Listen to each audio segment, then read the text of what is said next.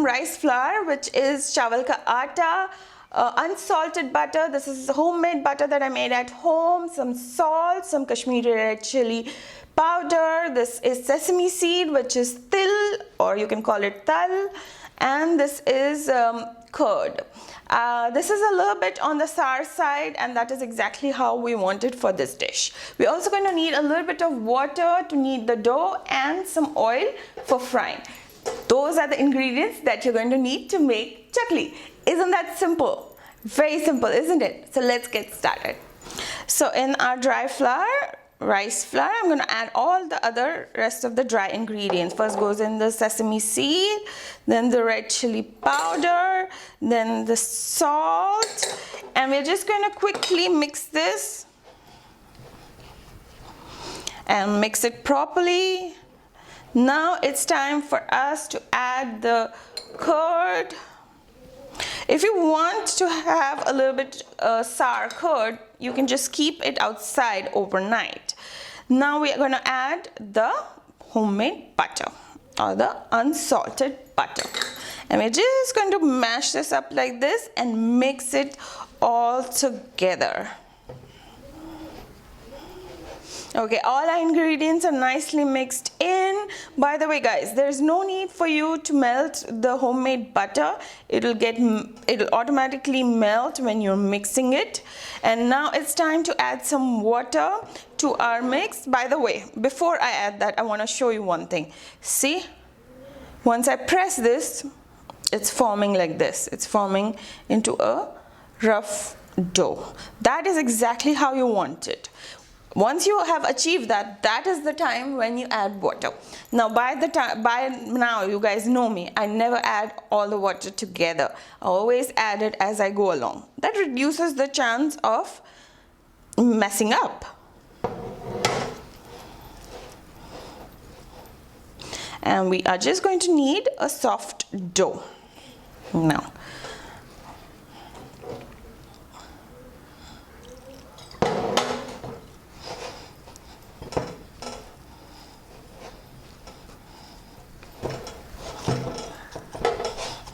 Okay, so I've kneaded the dough now. This is all set. We're going to keep it aside for 10 to 15 minutes and then we are going to make the chaklis. So our dough has been sitting, resting for past 10 to 15 minutes. It's nice and set. What we're going to need now is a sheet of plastic, or even you can use a newspaper, and a machine. This is chakli maker. It is also known as kitchen press. It is absolutely versatile and absolutely necessary in my kitchen. You guys should really invest in something like this. You can make so many varieties with this. You can make chakli, of course, and some South Indian dishes, some saves, the thin one and the thick one. You can also make some gathias. So in such a small compact item, you get so much variety. So do invest in it. Just buy it online. It's easily available online. Just with a click of a button, you will be able to make so many more dishes. So now let's get ready with the process. We are making chaklis, so we don't need the rest of these dishes. Keeping that aside, take this, take a little bit of oil. Now this is not hot, so I'm going to use a little, and just run it through over here like that and place it like this inside, making sure that the oil part is on top. Okay, now just take a little bit of oil and place it in here like that, and just run your finger through, making sure that it's nicely covered. The same thing happens over here. Apply a little bit of oil and we are set to put the dough inside. Now taking the dough, I'm just going to roll the dough like this and put it in our cylinder. So once your dough is inside, let's lock this cylinder. I just have fun doing this. As a kid, I used to always do this, you know. I used to always play with this. So we're just gonna lock this, and then I'm gonna show you how we're gonna make the chaklis. Okay guys, so the fun part starts.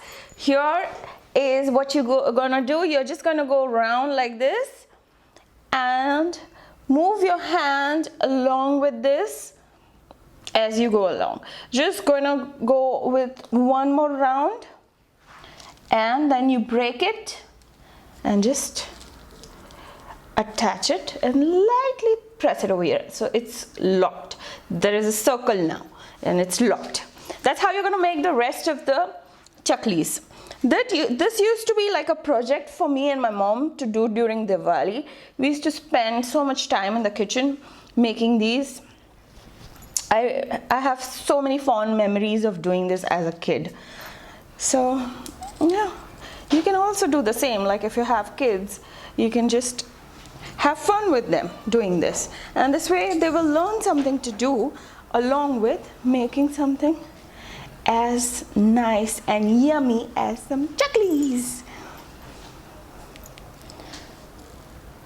So our raw chaklis are ready and the oil is also nicely heated up. Now it's time for us to add the chakli.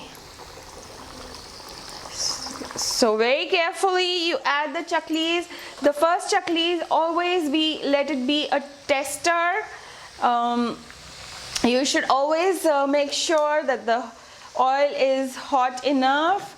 Just let it be in the oil for about 45 seconds to a minute, and then we're gonna turn this over. We're gonna make sure that it's nicely golden brown in color on both the sides, and then we are going to remove them on a plate which is covered with some paper towel.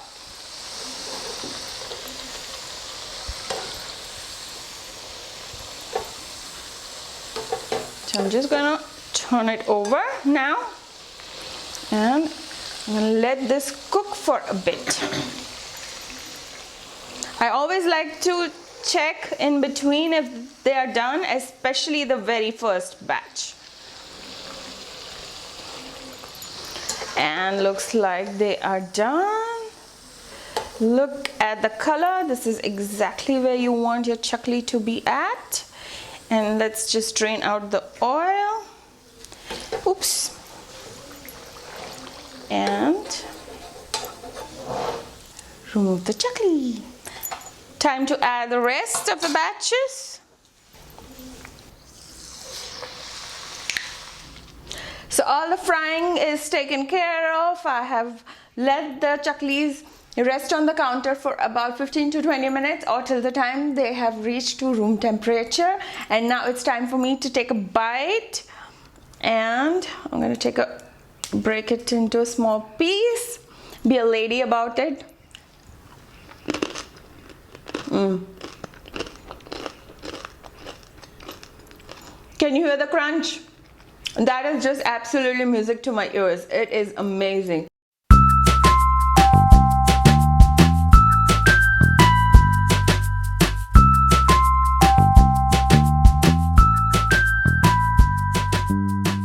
So you're gonna need some Bengal gram flour, some asafoetida, that's hing, turmeric, that's haldi, some salt, oil to put in the Bengal gram flour, and some oil for frying, and a little bit of water.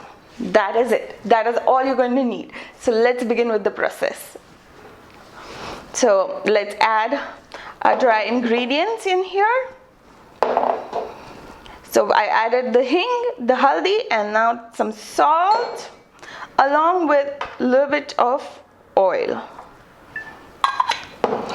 Now I'm just going to quickly mix this. See, it should form like this. If it breaks, you need a tad bit more oil. So now mix it again nicely. I'm breaking it as I go along like this. Okay, see, now it's nicely formed. See, yeah, so that's where you want it. Now you can add water. I'm going to add water as I go along, and we're going to make a dough out of it. So I'm going to add water as I go along. Okay guys, now guys, while doing this, the dough might get a little sticky, so use a little bit of oil on your hands, on the plate. That will help you out. And now we're going to keep this aside, cover it up and keep it aside for 10 to 15 minutes.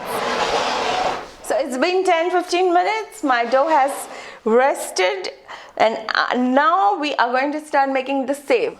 So what we need to do is we need to choose the ring that we are going to use, which is this. We're going to place this inside like that. But before we do that, I'm going to apply a little bit of oil over here. Now this is not that hot, so I'm just going to take a little bit over here, dab it, and apply it over here. Okay, now this goes in like that. Take a little bit more oil and apply it on the sides, and then run your hand like that. Make sure it's evenly coated, and do the same with the top over here. Just a little bit of oil, and that's that. Okay, so what do we do now? We take this dough, we roll it like this, and we put it in here, and then we're going to just lightly press it. Okay, perfect. Now take this machine, put it here, and then just close the ring. Just lock it. So now we are going to lock this. It looks like the oil is pretty much hot now. Let's turn the flame on low, and now we're just going to go round like this. Okay, we're just going to go round like that, and cut it like that. Now just reverse this so that the pressure doesn't come on the dough inside and the dough doesn't keep coming outside. I'm just going to lightly fry this.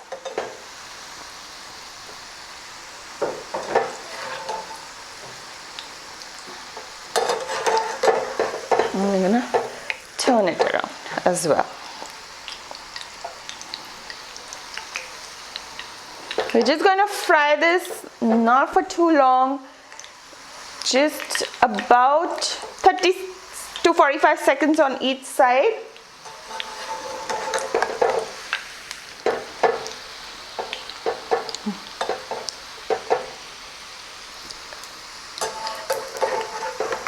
And now it's ready for us to take it out. Let's just drain as much oil as we can from here, and land it over here. Now we're just going to repeat the same process. I also recommend, guys, that you always test your first batch whenever you're making, because depending on your vessel, your heat level, there is a possibility that the dough might remain a little raw. So always guys, test your first batch. So our save, which is also popularly called as bhujia in North, is ready. All this was made out of that dough. So small amount goes a long way. This is how I usually plate it. Just 1 or 2 pieces like this, you know, when we have guests coming over, and I usually just break it in front of them. That's how they know this is homemade.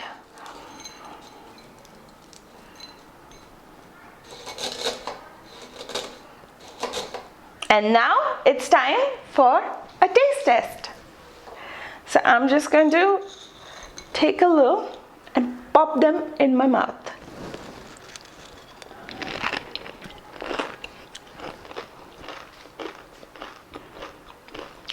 It's just absolutely perfect.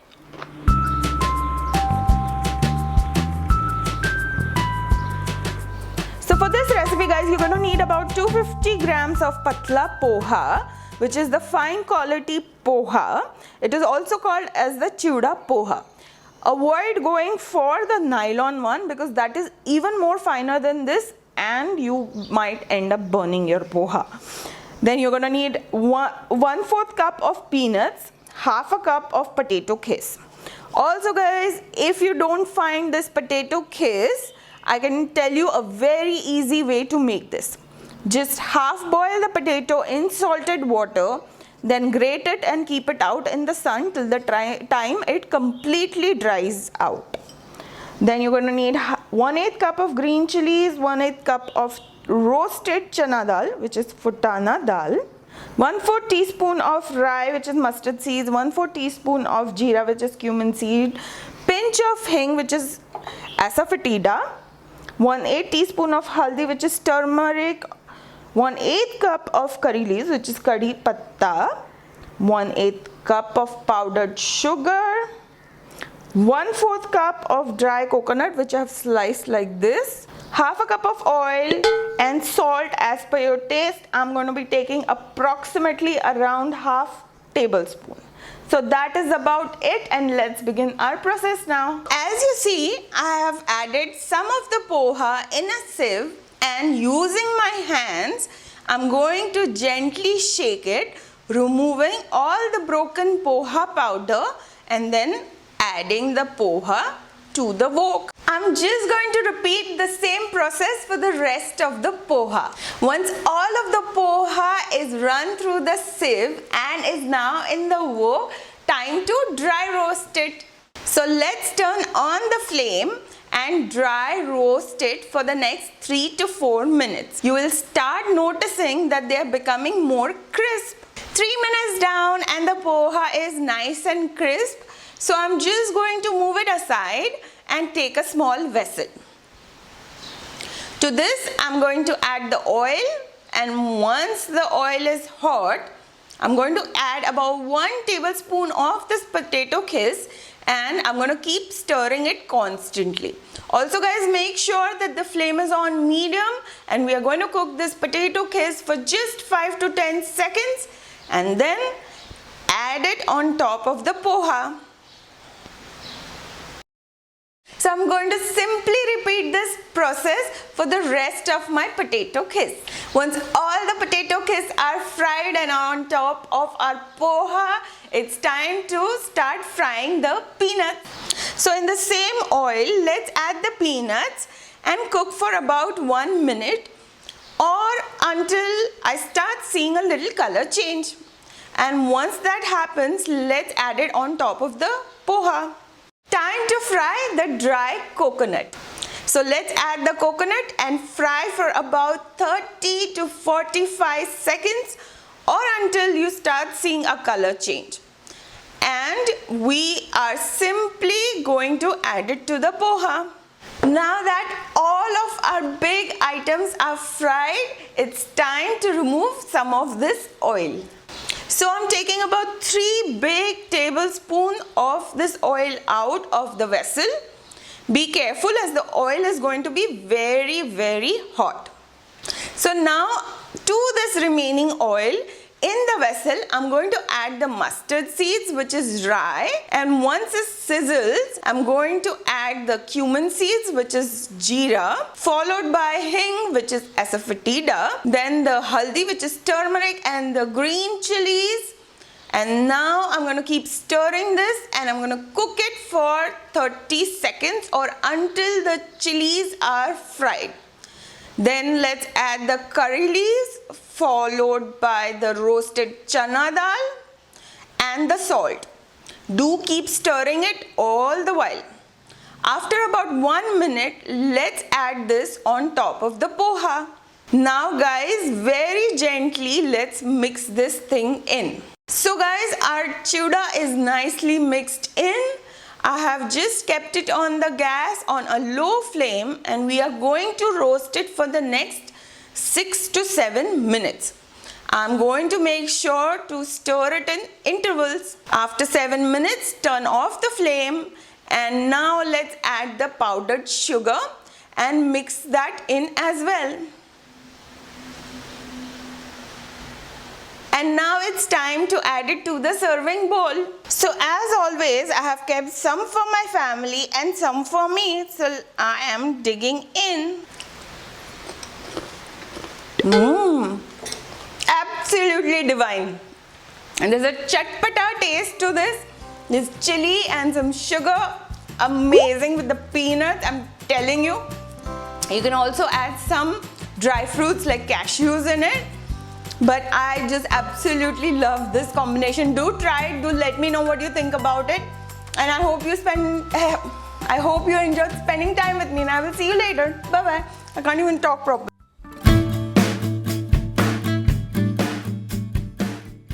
Today I'm going to show you how to make a homemade sweet roll, which is the date roll. And I'm Alpa, and welcome to Something's Cooking. Let's get started. For this, I have taken about 500 grams of blackened seedless dates. You can even take whole and remove the seeds at home. About 1/4 cup of roughly chopped walnuts, 1/4 cup of roughly chopped cashews, and 1/4 cup of roughly chopped almonds, and a little bit of ghee, which is clarified butter. I'm just taking about a handful of dates and dropping them in the blender. Now we're not going to make a very fine paste, but about halfway through, like this much is good enough. And after this, we are just going to roast all of our dry fruits. So first goes the cashews. Now you have to dry roast them, so you don't need any butter or ghee or anything like that.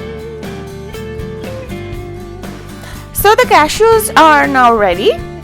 Put them in a bowl. And now is the time for almonds. We're going to dry roast them as well. The reason of doing this is it removes the moisture that is in the dry fruits, and it makes it very crunchy. And that gives a very nice blend of, like, the dates would be soft and the dry fruits will be nice and crunchy. It goes well. So I've just added the walnuts, and they're done. Now to the same vessel, take about 2 teaspoons of ghee. To this, just add the blended up dates. If you don't have ghee at your house, you can always go for unsalted butter. Replace the ghee with unsalted butter and it will be okay.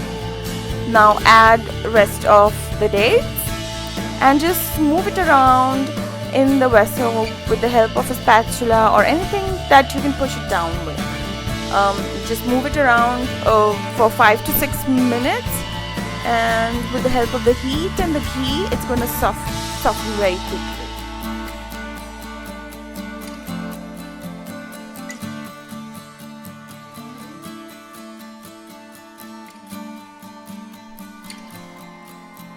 Now when it looks something like this, just go ahead and add the cashews, the almonds, and the walnuts to it.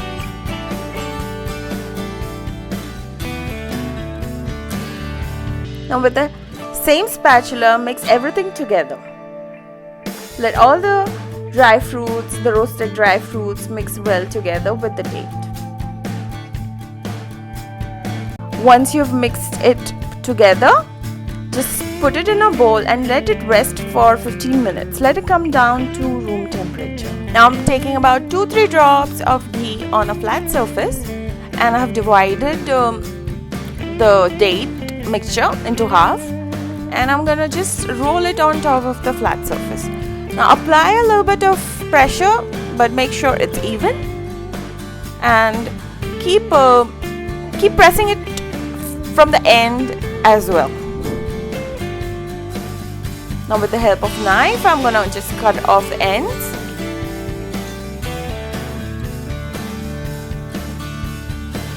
And cut them into bite-sized pieces.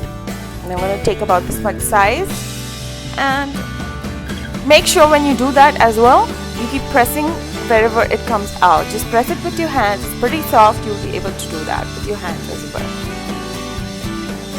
And that's all you do with the rest of the roll. Roll it and cut it.